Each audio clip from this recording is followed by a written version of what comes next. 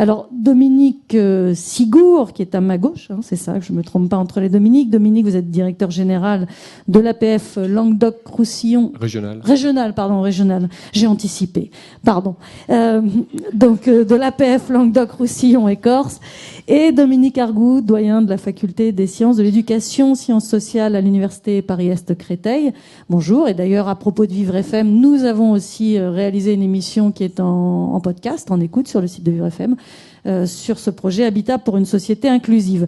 Alors, l'idée générale du projet, c'était d'identifier et de promouvoir des formes d'habitat qui favorisent l'inclusion sociale des personnes handicapées et qui leur redonnent de l'autonomie réelle, parce que souvent l'autonomie n'est pas vraiment complète, et de leur redonner aussi l'exercice de leurs droits. Alors, vous parlez, je vais commencer avec Dominique Sigour, donc à ma gauche, on parle de recherche-action. De quoi s'agit-il et quel est l'intérêt d'associer différents types d'acteurs, là encore, pour ce type de recherche appliquée ? On parle surtout de recherche appliquée.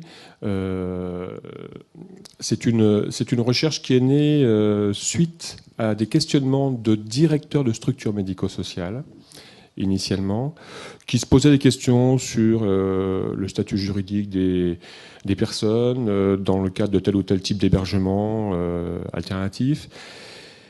Et chemin faisant, on s'est dit non, il ne faut pas qu'on appréhende la question sous cet angle-là, on va l'appréhender sous l'angle du droit des personnes, et quelle qu'elle soit, en structure médico-sociale ou pas, en s'appuyant bien évidemment sur la Convention internationale relative aux droits des personnes handicapées. Donc ça a été le point de démarrage en se disant effectivement qu'on allait s'intéresser à l'accès à un habitat dans une société inclusive pour toute personne en situation de handicap. C'est-à-dire tout handicap confondu. Absolument. Et là encore, on le voit, vous êtes finalement parti sans a priori, ce que nous disait Yves à l'instant, mais je ne sais pas si vous étiez déjà arrivé, mais au sens où vous êtes laissé la porte ouverte à comment va évoluer cette recherche, sans anticiper les possibilités de trouvailles finalement. Non, on avait quelques repères. On se disait qu'il fallait, d'une part, qu'on établisse un état des lieux, qu'on fasse un peu un constat de l'offre en France, mais également dans 4 pays européens, la Belgique, l'Espagne, la Grande-Bretagne et la Suède.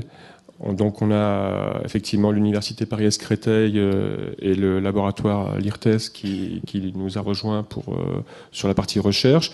Et au niveau européen, donc un think and do tank qui s'appelle Pour la solidarité, qui a été notre autre partenaire donc pour travailler sur les 4 pays européens. On parle d'habitat dans une société inclusive et non pas d'habitat inclusif. Et ça a été d'ailleurs lors de notre émission un mix à un certain moment. C'est vrai que j'avais anticipé mélangé un peu les choses d'ailleurs. Alors pourquoi justement s'intéresser à l'habitat en société inclusive et pourquoi est-ce que c'est un enjeu majeur justement de différencier les deux ? Oui, la tentation est grande effectivement de parler par simplification de langage de l'habitat inclusif. Alors l'ambition était autre et je crois que c'était justement tout cet effort de travailler plus qu'en binôme, puisque effectivement via le réseau de l'APF ont été associées plein d'autres personnes. Si cette recherche appliquée avait simplement pour vocation d'imaginer un modèle d'habitat inclusif, c'est-à-dire un habitat qui serait très accessible, où tout aurait été pensé à l'intérieur, d'une part, il n'y aurait rien d'original à penser ça, non pas que ce ne soit pas important, mais en tout cas, il n'y aurait rien d'original. Et d'autre part, toute l'ambition, et ça va, je pense, dans le droit fil de ce qui a pu être dit au tout début de cette séquence de table ronde, si on veut réellement que cette recherche soit appliquée, c'est-à-dire que les choses bougent et que les choses évoluent, il faut aussi que la société s'empare de cette problématique. Ça me fait penser effectivement à la deuxième table ronde qu'il y a eu tout à l'heure. Si c'est simplement les acteurs du handicap qui s'en saisissent, il y a déjà un enjeu, puisque effectivement, comme le disait Dominique, il y a aussi une autre manière de voir les choses, puisque la porte d'entrée de cette recherche, c'était pas de partir, même si c'était le point de départ, simplement des établissements existants, médico-sociaux. C'était d'avoir une ambition plus vaste et plus large. Mais il faut, dans tous les cas, qu'au-delà des acteurs médico-sociaux, l'ensemble de la société s'en empare. D'où l'importance qu'on a tenue tout le long, malgré la tentation de parler d'habitat inclusif, de toujours maintenir cette double valence, finalement, l'habitat dans une société inclusive. Parce que l'habitat n'évoluera vraiment, véritablement, et les droits des personnes ne sera véritablement reconnu que si la société également fait un pas en ce sens. Finalement, d'un partenariat entre chercheurs, associations, vous êtes passé à une concertation plus large, avec beaucoup plus d'acteurs de la société. J'imagine des conseils généraux, des organismes divers que vous avez interrogés, que vous avez sollicités. Oui, alors on a mis en place des groupes de travail avec des personnes bien entendu concernées à toutes les phases. Les personnes en situation de handicap étaient présentes, hein, ont participé, ont été acteurs. On a mis en place des groupes dans différents départements. Des groupes, quand je dis on les a mis en place, en réalité il y avait déjà un noyau de personnes qui envisageaient une réflexion et qui cherchaient des solutions, soit pour elles, soit pour leur fils ou leur fille. Donc on les a soutenus. C'est un peu finalement le principe d'un groupe d'initiative citoyenne. Et ils ont accepté de mener avec nous ce cheminement, c'est-à-dire finalement de construire en faisant. Actuellement, à Amiens, il y a un groupe qui est en passe d'aboutir sur un projet. Ils ont petit à petit, après avoir défini leurs besoins, ils ont donc invité à un tour de table des bailleurs. Au final, ils en ont choisi un. Ils ont contacté les autorités locales, la commune d'Amiens, l'agglomération, et donc voilà, le projet est en train de naître.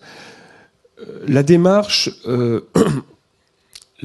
elle est aussi de se dire, aujourd'hui, il faut qu'on soit dans une approche très opportuniste.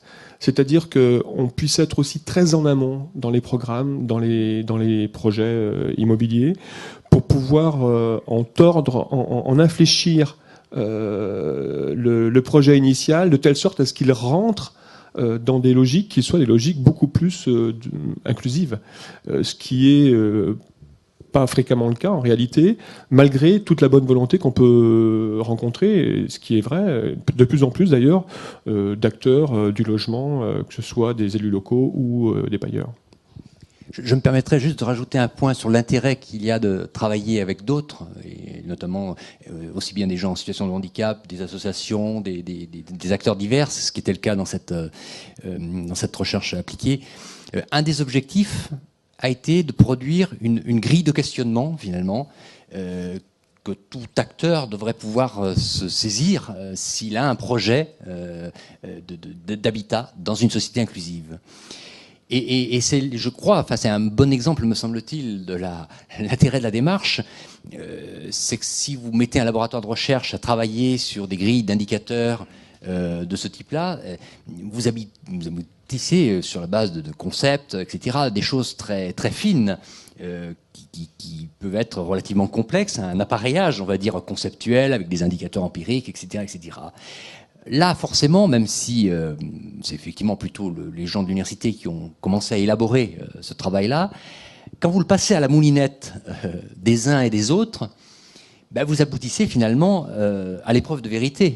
C'est-à-dire que cette grille, forcément, elle devient très opérationnelle parce qu'il faut qu'elle soit... Ça fait penser à ce que vous disiez tout à l'heure sur le facile à lire. Et si on veut qu'elle soit perçue et appropriable par justement la société dans son ensemble et pas simplement les techniciens du médico-social, je crois que ce passage à la moulinette et cette discussion collective, même si parfois ça fait évidemment, on passe beaucoup de temps pour une grille qui finalement en bout de course est très simple. Je ne sais pas combien elle a de questions. 21 questions. 21, bon, très précisément.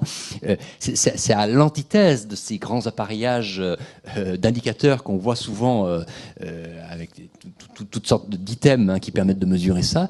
Mais je crois que c'est la condition sine qua non si on veut que ce type de réflexion, de travail, puisse être partagé le plus largement possible.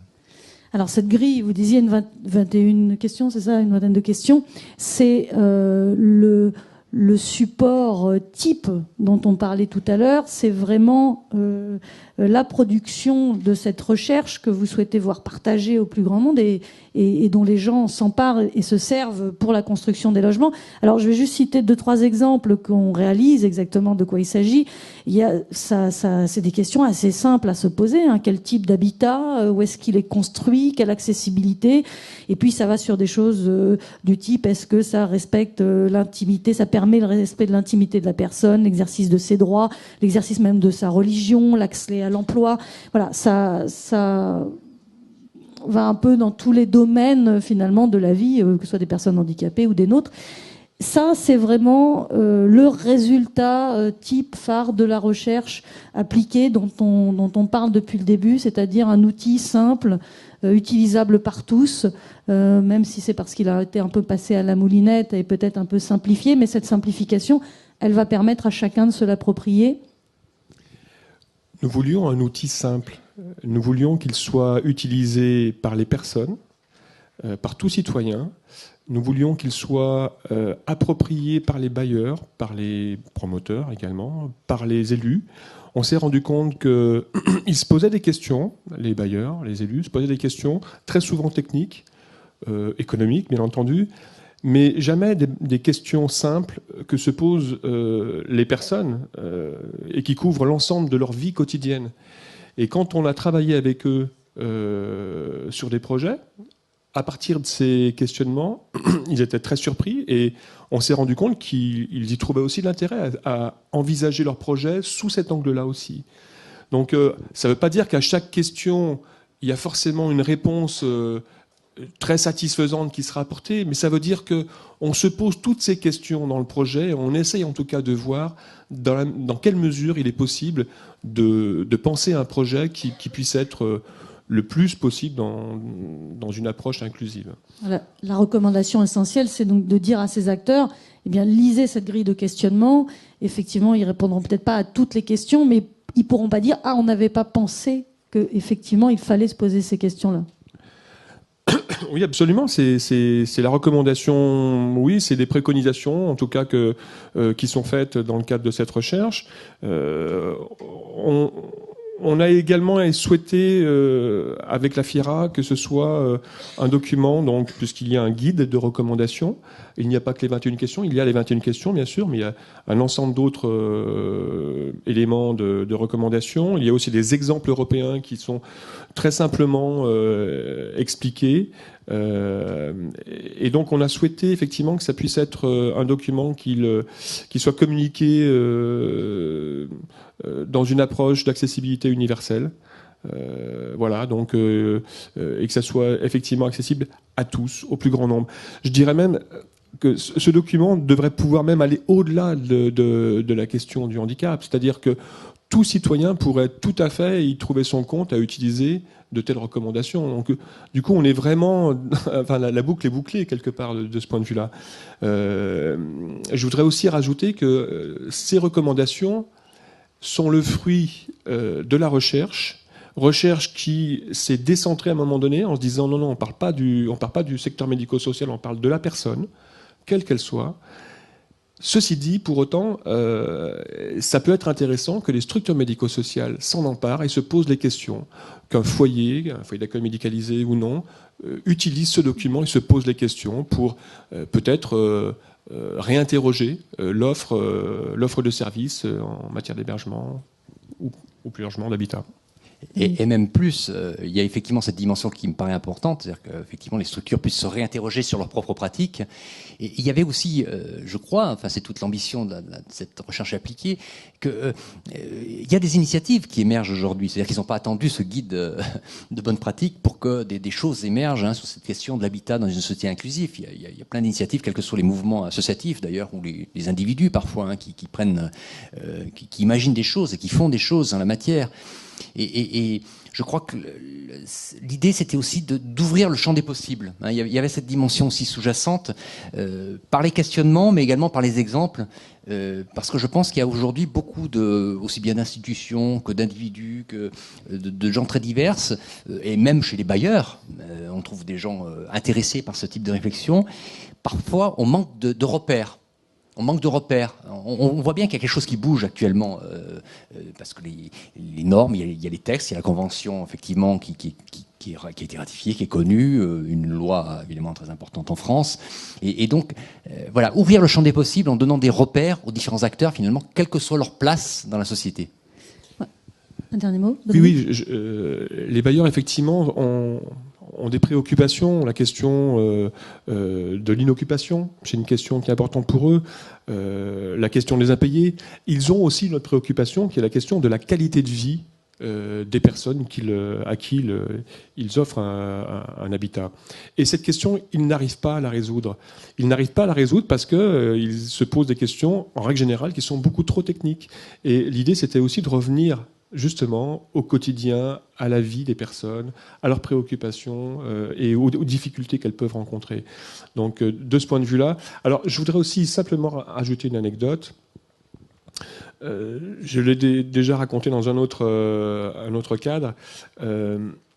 Suite à la diffusion d'un film en comité de pilotage, 2 personnes qui se trouvaient être en fauteuil réagissent à la suite de ce film. La première dit « C'est pas du tout un habitat qui m'intéresse, je trouve que c'est l'antithèse de l'habitat. » Alors, on parlait à ce moment-là, on n'avait pas encore cheminé, de l'habitat inclusif.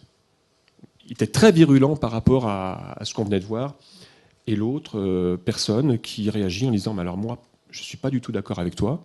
J'estime que c'est exactement ce dont j'ai besoin. Ça correspond absolument aux critères qui, pour moi, sont des critères d'habitat inclusif. » Voilà. Tout ça pour dire qu'on n'a surtout pas voulu recommander un modèle. Et que cette grille de questionnement permettait en fait d'éviter l'effet sentier dont Dominique parle dans le rapport, dans la recherche, d'éviter cet effet sentier qui nous conduit tout droit vers un modèle, mais plutôt d'interroger les personnes qui sont partie prenante des projets, et cette grille de questionnement a pour objet d'y participer.